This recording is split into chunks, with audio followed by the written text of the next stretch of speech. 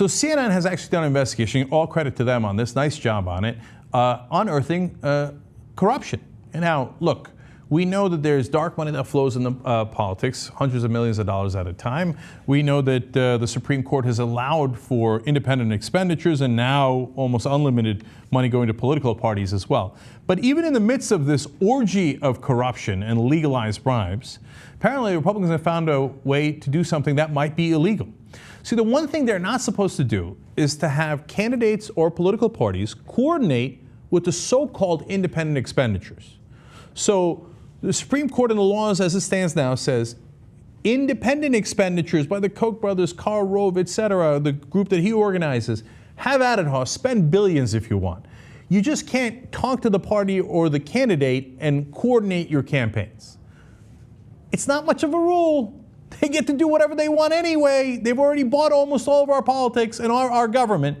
But even that was too onerous for the Republicans, apparently.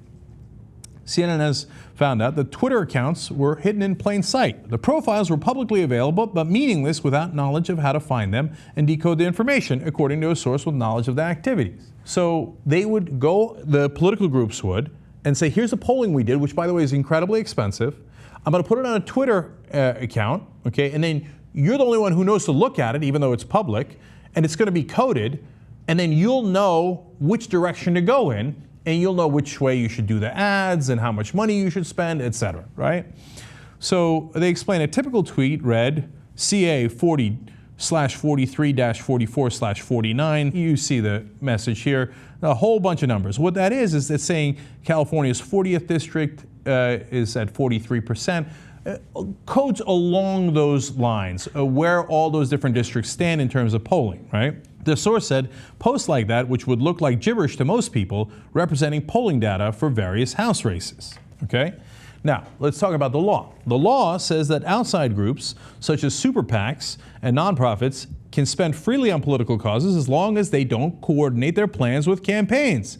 Sharing costly internal polls in private, for instance, could signal to the campaign committees where to focus precious time and resources. Now, in this case, at least 2 outside groups and a Republican campaign committee had access to the information posted to the accounts, according to the source. They include American Crossroads, the super PAC founded by Karl Rove, American Action Network, a nonprofit advocacy group, and the National Republican Congressional Committee, which is the campaign arm for the House GOP. So there is a super PAC and an outside group clearly coordinating with the Republican Party, which is clearly against the law. Okay. Now, the accounts that CNN reviewed were active in the months ahead of this month's election, which gave Republicans their largest majority in the House since World War II and control of the Senate. They were live until November 3rd, but deleted minutes after CNN contacted the NRCC with questions. Okay, so why is that important? Now, their lawyers will go into court if the government ever bothers to do anything about this grotesque corruption. And their lawyers will say, oh, no, we didn't do anything illegal. We put things out in public. We didn't share it privately. I mean, Twitter's public. I don't know what you're talking about. We knew we weren't doing anything wrong. Well, if you knew you weren't doing anything wrong, why did you delete all the accounts the minute a reporter asked you about that? That's an interesting question. Well, more detail on that. The tweets captured by screenshots stretch back to July, but the groups have communicated in this manner for 4 years, the source said. Staffers for each group deleted individual tweets every few months, so only the past few months of data were available when CNN first viewed the Twitter accounts. Now, that means 2 different things happened. One, at some point, there was coordination ahead of time so that they knew which Twitter accounts to look at and what the code meant. How could you know what the code meant and know where to go if you didn't coordinate ahead of time? And point number 2 is, if you're systematically deleting all of your tweets every so often, you know you're doing something wrong. That's why you want to try to get rid of the record. Okay. Will the government take action? Well, we'll get to that in a second. Beyond coordination, the social media operation could also raise questions about whether the polling data contained in the tweets constituted a donation to the NRCC that should have been reported. The groups could have violated election rules by not reporting the information in the tweets as a donation. So they might be in violation of several different laws. I'm sure that the government's about to handcuff Karl Rove any second now. Okay. Earlier this year, for instance, the National Journal reported And both sides do it, and this is CNN explaining that, but not what we just explained. Try to coordinate in fishy ways, okay? So Senator Jeanne Shaheen, a New Hampshire Democrat, posted what appear to be ad scripts on a website the Republicans say telegraph messages the campaign would like to see on air. So now this is the old way of doing it. This is the cheating without cheating, theoretically. So the Democrats will say, oh, look at what I left on my website. This is information that could be relevant to someone spending a lot of money in politics, like my allies, who I am not coordinating with. So that's Jeanne Shaheen, who's a Democrat. Now we go to North Carolina. In the North Carolina Senate race this year, Republican Tom Tillis' campaign posted a detailed memo on its website, specifically laying out its needs for television and digital ad buys. Now, so he takes it to a whole nother level. He says, okay, if I were to have money, these are the ad buys I would really like to do, and I have put them on my website. Oh, look at this, an independent expenditure group, without coordinating with me, did those same exact ad buys.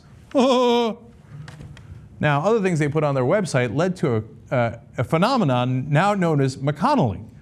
McConnell put out this video on his website that looks like an ad, but it doesn't say anything. It just has goofy music, and it has his goofy face smiling at the cameras. And people didn't know why. Here, let's show you an example of that.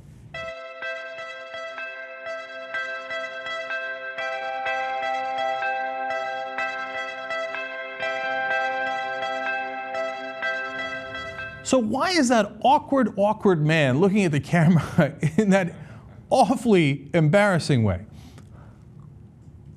Okay, the reason he's doing it is because it allows independent expenditure groups, which are not coordinating with the McConnell campaign, to take that video from his website and use it in their ads. Now, they're not going to use the whole 5-10 seconds of him looking like an asshole. Okay, they're going to just take a second of it and go, oh, Mitch McConnell's great for Kentucky. And it's going to have a second of him going, but they're not coordinating. Now, all that stuff we already knew, but these tweets are new, and they're a whole nother level of obviously secret, coded communication that was prepared ahead of time and clearly communicating with one another and certainly coordinating. Now, is the government going to do anything about it? Well, for that, we go to CNN again. Despite the questionable nature of the Twitter communications, experts doubt that the FEC will do much to act.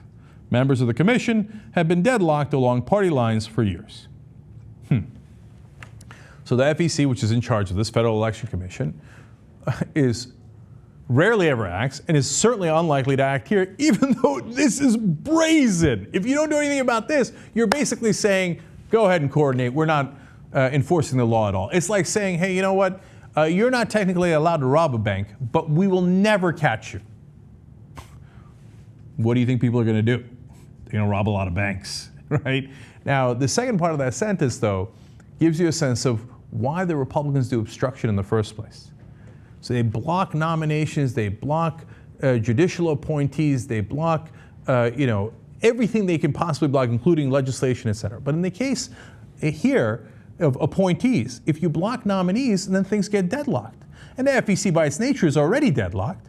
So everything's all jammed up, and the Republicans always vote, nope, not guilty, not guilty. So now, look, as I said, some Democrats are doing milder versions of it as well. Of course, when it comes to them, they scream, not guilty, not guilty. So both sides say not guilty. You're never, ever going to get somebody enforcing this, apparently. And if you thought our politics was corrupt before, apparently it just got a little more corrupt.